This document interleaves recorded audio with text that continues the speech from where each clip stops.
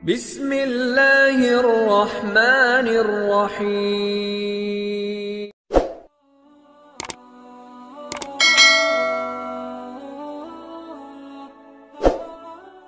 Bismillahirrahmanirrahim. Assalamualaikum warahmatullahi wabarakatuh. Syukur alhamdulillah kita bisa berjumpa lagi di channel ini yang insya Allah bermanfaat bagi kita semua. Salawat dan salam selalu dan tetap tercurahkan kepada junjungan kita Nabi besar Muhammad sallallahu alaihi wasallam. Allahumma salli ala Sayyidina Muhammad wa ala alihi Sayyidina Muhammad. Harapan dan doa saya semoga saudaraku semuanya selalu diberikan kesehatan, dilapangkan rezekinya, diampuni dosa-dosanya, dan dipanjangkan umurnya. Amin ya robbal alamin. Sahabat beriman yang dirahmati Allah, sepertiga malam terakhir atau sebelum subuh merupakan waktu yang mustajab.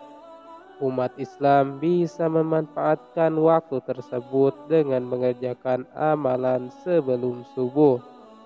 Banyak sekali yang menjelaskan mengenai keutamaan pada waktu subuh, bahkan sebagai umat Islam kita dianjurkan untuk memperbanyak pahala pada waktu subuh.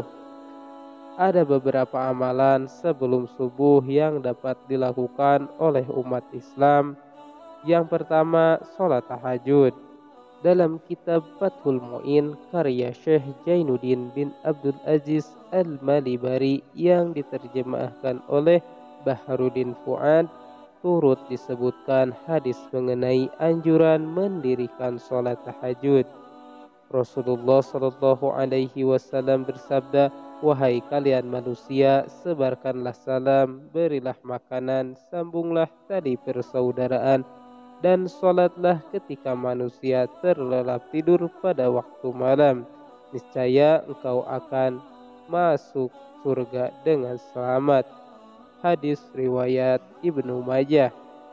Selain itu, dalam kitab Sahih Muslim turut disebutkan sholat tahajud adalah sholat yang paling utama setelah sholat wajib. Rasulullah Shallallahu Alaihi Wasallam bersabda, sholat paling utama setelah sholat wajib adalah sholat yang dilakukan di malam hari. Hadis riwayat Muslim. Yang kedua, sholat witir. Amalan yang selanjutnya ialah melaksanakan sholat witir, di mana sholat ini merupakan sholat sunnah yang memiliki rakaat ganjil. Sholat ini dilakukan setelah melakukan sholat pada waktu malam yang lainnya, misalnya sholat tahajud dan sholat tarawih. Hal tersebut juga didasarkan dengan hadis riwayat Rasulullah Shallallahu Alaihi Wasallam diriwayatkan oleh Ibnu Umar radhiyallahu anhu. Sholat witir itu 1 rakaat di akhir malam. Hadis riwayat Muslim.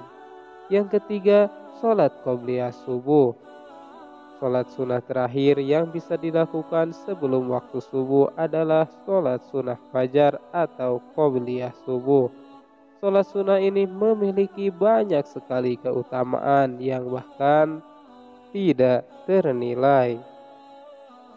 Keutamaan sholat qobliyah subuh ini disebutkan dalam hadis yang dikeluarkan oleh Imam Muslim dalam kitab Sholat Al-Musafirin dari Aisyah radhiyallahu an. Ia berkata bahwa Rasulullah Shallallahu Alaihi Wasallam bersabda, 2 rakaat sebelum fajar lebih baik daripada dunia dan seisinya. Waktu pelaksanaan sholat qobliyah subuh adalah antara terbitnya fajar dan sholat subuh. Sebagaimana dikatakan Abu Bakar Jabil Al-Jazairi mengatakan dalam kitab Minjahul Muslim, adapun Sa'id bin Ali bin Waf Al-Qattani mengatakan dalam kitab Salatul Mu'min bahwa qobliyah subuh dikerjakan setelah azan subuh dan sebelum iqamah. Yang keempat, berzikir. Bacaan zikir yang dicintai Allah Subhanahu wa taala adalah bacaan tasbih sebagaimana Abu Hurairah radhiyallahu an mengatakan bahwa Rasulullah shallallahu alaihi wasallam bersabda, dua kalimat yang ringan di lisan, berat di timbangan, dan dicintai Ar-Rahman adalah Subhanallahi wa bihamdih, Subhanallahil azim. Hadis riwayat Bukhari dan Muslim.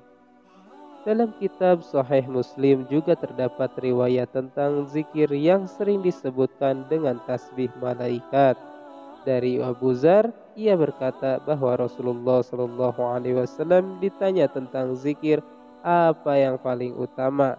Beliau menjawab, malaikat juga menyukai manusia yang mengucapkan tasbih dengan lafaz berikut, yang artinya Maha Suci Allah dengan segala puji untuknya. Segala puji adalah milik Allah, tiada Tuhan selain Allah. Allah Maha Agung dan Maha Pemberi berkah. Yang kelima, berdoa.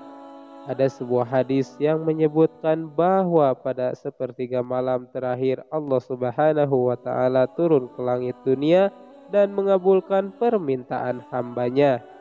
Rasulullah Shallallahu Alaihi Wasallam bersabda, Rob kita turun ke langit dunia pada sepertiga malam yang akhir pada setiap malamnya. Kemudian berfirman, orang yang berdoa kepadaku akan aku kabulkan, orang yang meminta sesuatu kepadaku akan kuberikan, orang yang meminta ampunan dariku akan kuampuni. Hadis riwayat Bukhari dan Muslim. Yang keenam, membaca Al-Quran. Amalan setelah subuh lainnya bisa dikerjakan adalah membaca Al-Quran.